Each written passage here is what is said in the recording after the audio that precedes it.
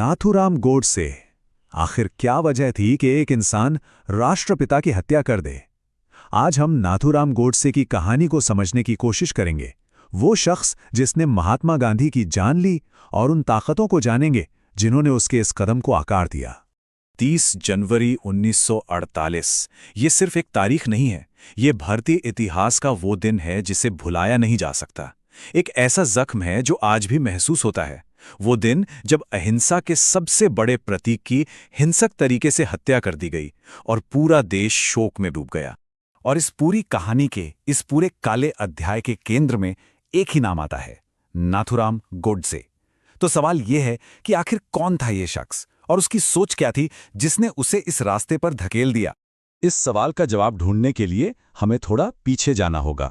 हमें नाथूराम गोडसे नाम के इस शख्स की जिंदगी और उसकी सोच की दुनिया में झांकना होगा। तो देखिए, पहली नजर में तो नाथूराम गोडसे की जिंदगी काफी आम सी लगती है। पुणे के एक चित्पावन ब्राह्मण परिवार में पैदा हुआ।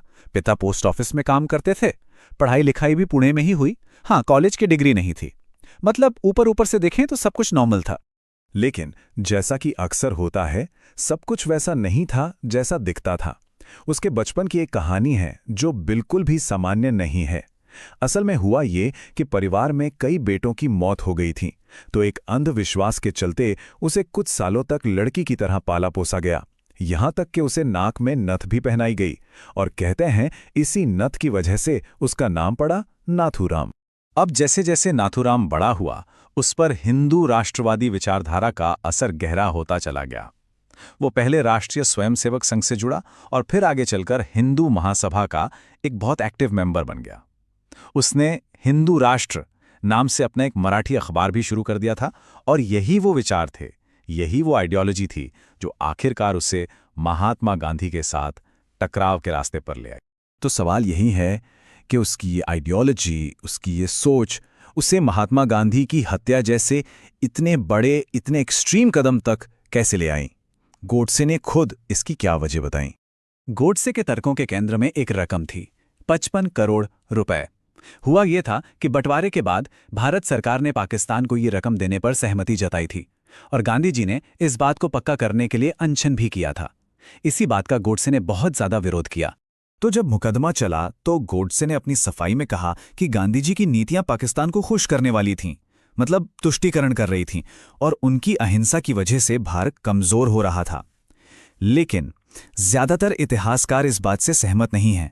उनका मानना है कि गांधी जी तो शांति और एकता के लिए काम कर रहे थे, जबकि गोडसे की विचारधारा को देश ने बड़े पैमाने पर खारिज कर दिया था। उसे एक चरमपंथी सोच माना जाता था। हाँ, एक बात यहां पर साफ कर देना बहुत जरूरी है। ये गोडसे के अपने बचाव में दिए गए तर्क थे। ये उसके किए गए काम का कोई ऐतिहासिक जस्टिफिकेशन या औचित्य नहीं है। तो हत्या के बाद क्या हुआ? कानून ने अपना काम किया और एक हाई प्रोफाइल मुकदमा चला जिसका अंजाम पहले से ही लगभग तय था। तो हुआ ये था, 30 जनवरी 1948 को गांधी जी शाम की प्रार्थना के लिए जा रहे थे। तभी गोडसे भीड़ से निकला, उनके पास पहुंचा और बिल्कुल करीब से 3 गोलियां चला दी। और जानते हैं, उसने भागने की कोई कोशिश तक नहीं की, वहीं खड़ा रहा और खुद को गिरफ्तार होने दिया। और मुकदमे के दौरान भी गोडसे ने खुले तौर पर हत्या की बात कबूल की। उसने अपने किए पर कोई पछतावा नहीं दिखाया और किसी भी तरह की दया की अर्जी को साफ खारिज कर दिया। मतलब वो अपने किए के अंजाम भुगतने के लिए पूरी तरह से तैयार था। तो ये पूरा कानूनी प्रोसेस काफी तेजी से चला। देखिए, जनवरी 1948 में गिरफ्तारी हुई, मई में मुकदमा शुरू हो गया, फरवरी 1949 तक उसे मौत की सजा सुना दी गई, और फिर 15 नवंबर 1949 को उसे और उसके साथी नारायण आप्टे को अंबाला जेल में फांसी दी थी। देखिए, गोडसे का ये जो काम था, ये सिर्फ एक इंसान की हत्या नहीं थी। ये एक सोच पर, एक विचार पर हमला था, और इसकी जो विरासत है वो आज भी भारत को कहीं ना कहीं प्रभावित करती है। गांधी जी की हत्या की खबर जैसे ही फैली, पूरे भारत में नहीं, पूरी दुनिया में शोक की लहर दौड़ गई। करोड़ों लोग अपने प्यारे नेता को खोने का मातम मना रहे थे, और इस काम की हर तरफ से हर किसी ने कड़ी निंदा की।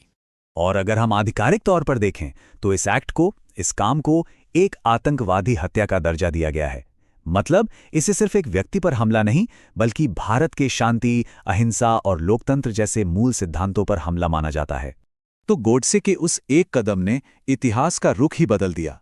उसने सिर्फ राष्ट्रपिता की जान नहीं ली, बल्कि राजनीतिक कट्टरपंथ के खतरों को भी सबके सामने लाकर खड़ा कर दिया। और विडंबना देखिए, इस एक हिंसक काम ने अहिंसा के विचार के प्रति भारत के विश्वास को भी और भी पक्का कर दिया।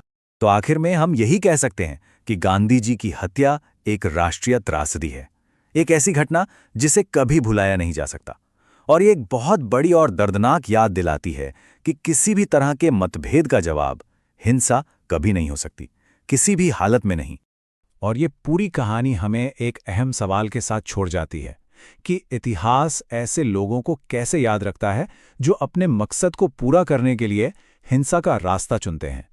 ये एक ऐसा सवाल है जिस पर हम सबको सोचना चाहिए।